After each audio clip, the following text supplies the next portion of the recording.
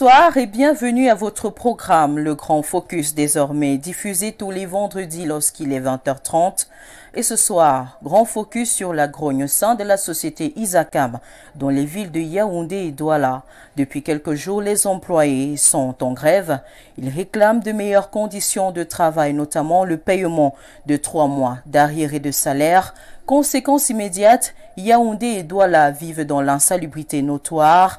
Les ordures obstruent chaussées et marchés. Les populations respirent des odeurs nauséabondes au quotidien et sont exposées à plusieurs maladies. Comment en est-on arrivé là? Suivons cette enquête menée par Laurent Patrick Ambara.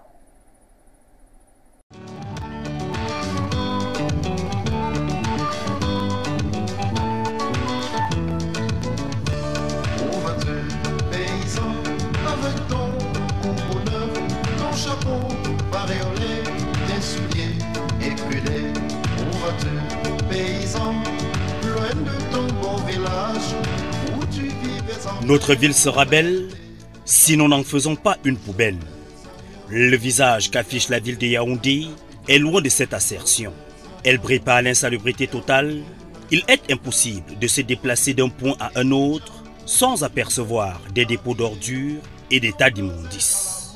La cohabitation est réelle entre les ordures et les populations. Il devient difficile de se mouvoir dans les rues de la cité capitale car les déchets obstruent des chaussées avec pour conséquence immédiate des interminables bouchons. La multiplication des microbes et moustiques, les odeurs nauséabondes ne sont pas en reste. Quartier Ekounou, Atanangbala, Mokolo sont bondés d'immondices. Plus loin Douala, capitale du littoral, c'est le même bal d'insalubrité. Une situation qui courrouce les populations et les pouvoirs publics sont indexés.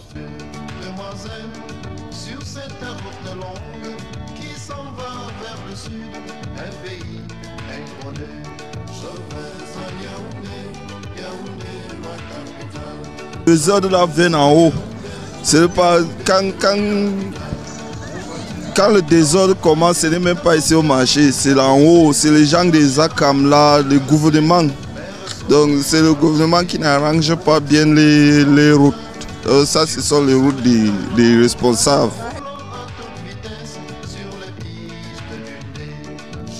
Moi, je ne pense pas que c'est l'incivisme, puisque si les bacs sont déjà chargés, c'est plein. Et nous sommes au marché, il y a la poubelle partout, les gens dégagent leur comptoir. Ils vont verser comme ça. Ce n'est pas l'incivisme, c'est que les bacs sont déjà remplis. Hein? Les bacs sont remplis et puis ils versent partout. Ce n'est pas l'incivisme. Moi, je pense que c'est dû aux autorités qui ne paient pas la main-d'œuvre. Sinon, les enfants ont bien la volonté de travailler puisqu'ils manquent d'ailleurs d'emploi. Mais ils ne travaillent pas pour le moment parce qu'ils ne sont pas payés. D'autres réclament même les aérés de salaire de 11 mois. Mais dites-moi, est-ce que quelqu'un peut travailler pendant 11 mois et il n'est pas payé et il continue à travailler? Je suis ici depuis longtemps, ça fait peut-être 5-10 ans que je suis. Je n'ai jamais vu une poubelle déborder sur la route comme ça. Je n'ai jamais vu, mais pour le moment, les enfants me disent qu'ils ne peuvent pas continuer à travailler puisqu'ils ne sont pas payés.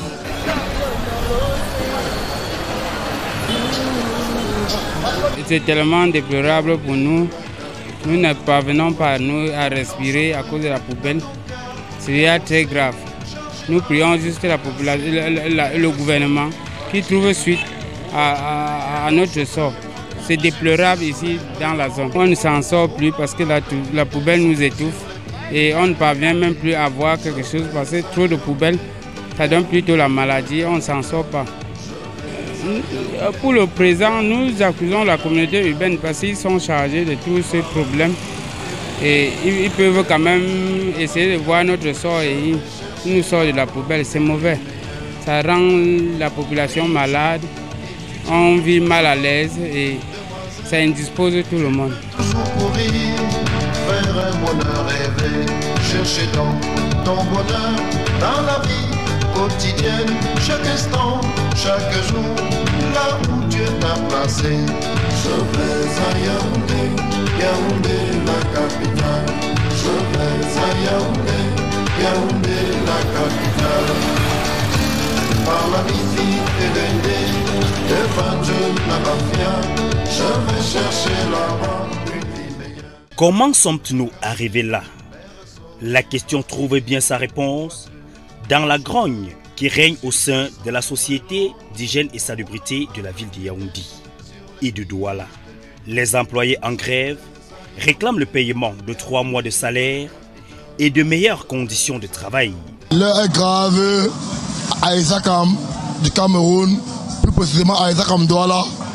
Je suis un agent de propriété, matriculé 40 et 26, King et Yangogen. On souffre depuis 3 mois. On a l'habitude de souffrir, mais le tout c'est la de porter les bonnes. Vous imaginez que non, un éboueur qui sort le matin, qui rentre à 3 heures, il laisse sa famille à la maison, qu'il attend des consorts, il n'a même pas de salaire. Il dort dehors, les demandes de situation ne le laissent pas. Les mises à pied et consorts. Hein? Et quand on arrive en société, les directeurs nous abusent.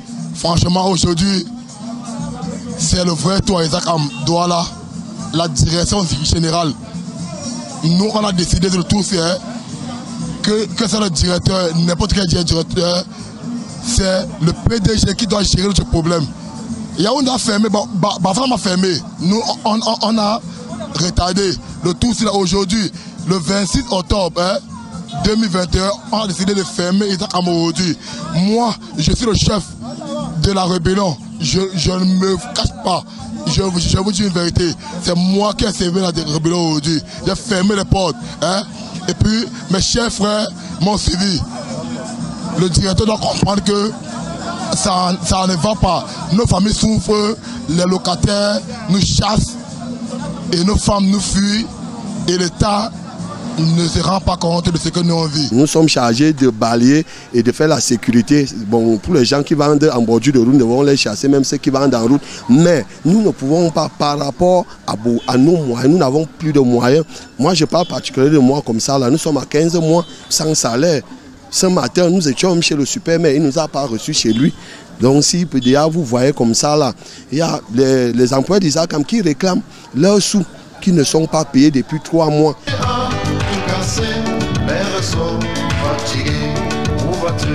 Ton chauffeur sur ce soleil brûlant, roulant à toute vitesse sur les pistes du nez. Je vais à Yaoundé, Yaoundé la capitale. Je vais à Yaoundé, Yaoundé la capitale. On cherche également à comprendre pourquoi seuls les employés des capitales politiques et économiques du Cameroun grèvent, alors que dans les autres villes du Cameroun, la dite société fonctionne normalement. Comment comprendre qu'au sein d'une même entreprise, qu'une tranche de travailleurs seuls décide d'une grève? Qui en veut à Isakam? Pour voir plus juste, dans cette affaire, nous tentons de joindre la direction d'Isakam pour avoir leur version des faits. Chez nous, ce qui est sûr est qu'il n'y a aucune information. Zéro information. Sur toute l'étendue du territoire camerounais, la société en charge d'hygiène et salubrité clame à l'État camerounais une créance de près de 10 milliards de francs CFA suite à ses prestations concernant la ville de Yaoundé et Douala. Les mairies de ville sont également indexées car au lendemain de l'accélération du processus de décentralisation, les collectivités territoriales décentralisées ne s'approprient pas véritablement la gestion des ordures ménagères. Depuis la survenue de ce problème d'insalubrité dans la ville de Yaoundé, Moutus et Bouskouzu dans les mairies qui cohabitent au même titre que les populations avec ces immondices. Alors que le Cameroun s'apprête à accueillir dans 2 mois la grande fête du football africain, Yaoundé et Douala jouent déjà leur canne d'insalubrité. Sans tenir compte des dangers auxquels s'exposent les populations sur les plans sanitaires et environnementaux, en gros, c'est un piètre visage que présentent ces métropoles qui doivent abriter les rencontres des poules importantes. lors de la Coupe d'Afrique des Nations Cameroun 2021. Les mairies de ville sont-elles devenues des ennemis de la nation?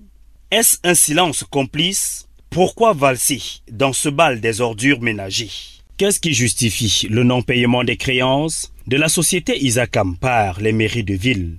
Nous tentons de trouver des réponses auprès de la mairie de ville de Yaoundé en vain. C'est une affaire à suivre.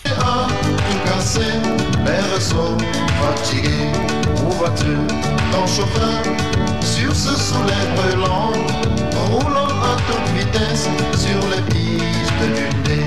Je vais à Yaoundé, Yaoundé la capitale.